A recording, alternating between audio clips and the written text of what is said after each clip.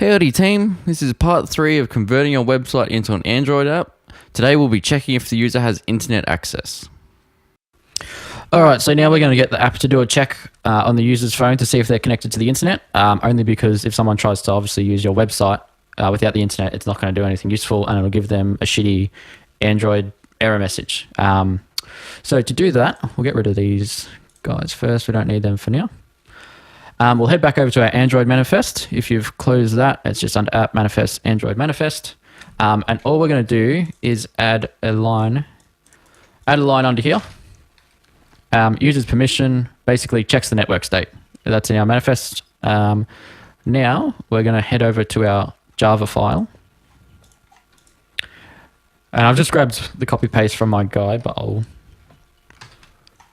walk you through this in a moment. Just if you're going to follow along the copy paste guide, make sure you update the package each time and your website URL.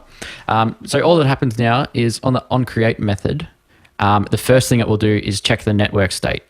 If the user doesn't have the internet or access to the internet or data or anything, it'll run this, which will basically create a pop-up that just says you need to access the internet to use this app. And once they click on it, it'll close the app.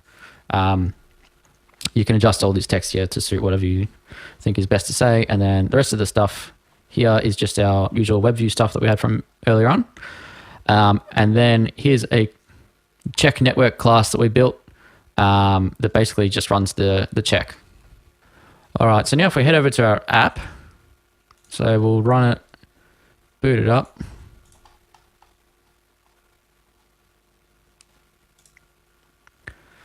Boot up the new version of our app.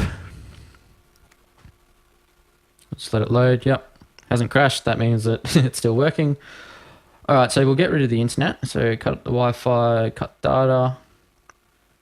There we go. You need an internet connection to use this app. Check to see if your mobile data is on or you're connected to the Wi-Fi network. And if they click OK, then it'll close the app. Easy.